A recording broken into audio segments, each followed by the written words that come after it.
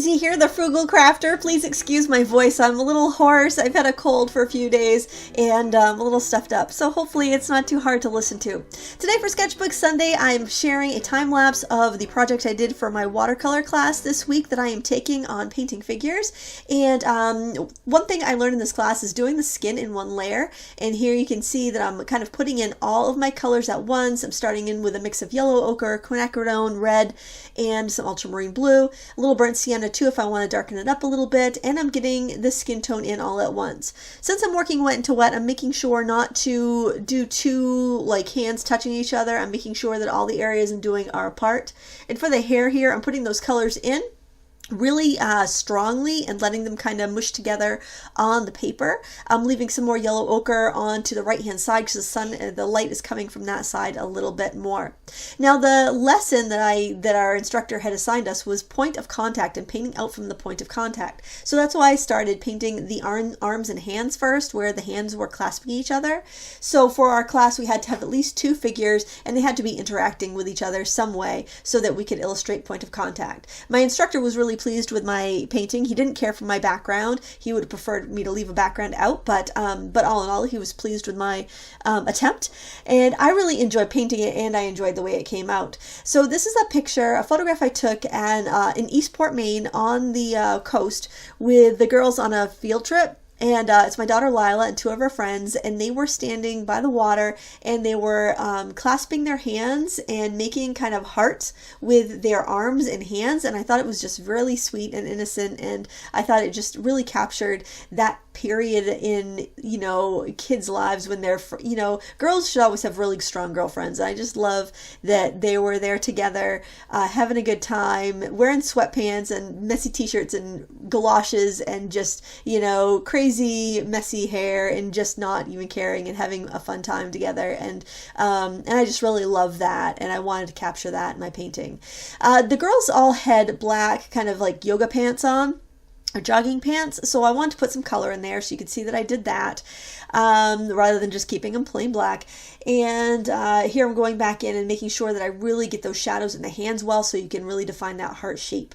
The backpack here is a purple made with Quin Red and Ultramarine Blue, and I put some Pthalo Blue in there too where I wanted it really dark. Now in the photograph the girl had a purple shirt on as well, but I decided to change that because it was going to blend with the backpack too much. I also decided to go in now and add some shadows in the sand, so I would have that. And now I'm going back and working into the hair, because basically I had to let one area dry before I did the adjacent area. If I had done the hair while the arms were and the neck was still wet, it would have bled. So I decided to go in and do that now.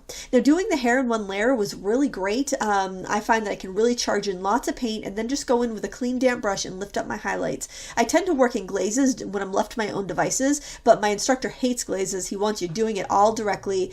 And although it's not the way I'm going to paint all the time, I think it's really nice to see somebody else's point of view and try something different. Like I would have not even attempted to do pants like fabric with lots of folds and stuff all in one wet layer, but it's very effective and it's very direct, and then it really minimizes any glazing you have to do later. So that's a really nice lesson that I learned, and something I'm definitely going to incorporate into my painting in the future.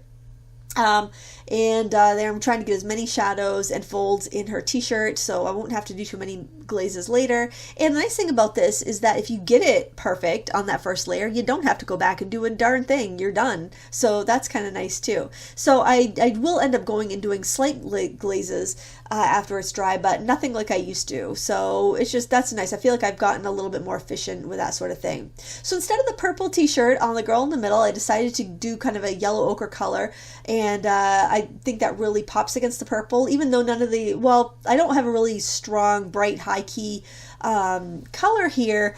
I still feel like I have enough contrast and brightness. Now this painting is big. It's 22 inches by 30 inches, and I actually had to go around to the other side of my table to paint the sky because I really couldn't reach it from standing on one side of my table, and that's really handy. I recently set up my cameras differently in my basement studio, so I could go around to either side of the painting if I'm working on a large one and I'm working flat, so that's really helpful.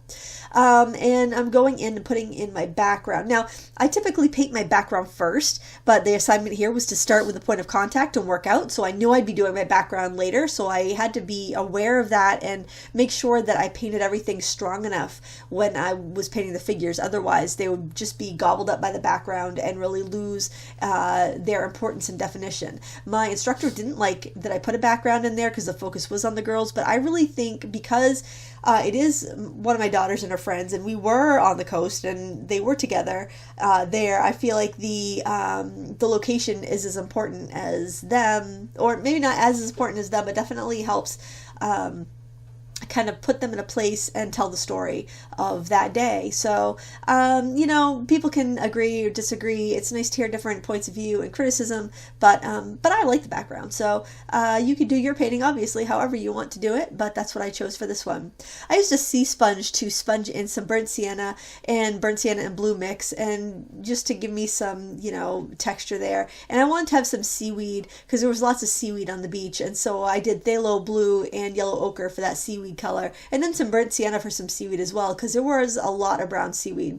I spattered some color into the waves, some blue for splashes, and also onto the sand for some texture there. And here you can see some glazing I'm doing on the light pink long sleeve t-shirt, because it just I didn't feel like that first layer really gave it that texture that I wanted to, so that was necessary to do another layer. I did also end up doing another layer on the teal shirt as well. I'm not sure if it was as effective as just leaving it alone, but I felt like it needed more, and you just kind of go by your feeling at the time you're painting. And I definitely felt like the goldish brown color shirt needed a little more too.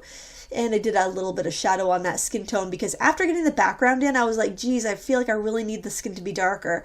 And I just did a very gentle kind of side loading, not side loading, but I put just a little bit of color in there, then spread it with water and left it, because it's really easy to screw up your skin tones and make everything streaky if you're not careful. And then a few little glazes just on the fabric of the pants if need be, and that's pretty much all I needed to do for this.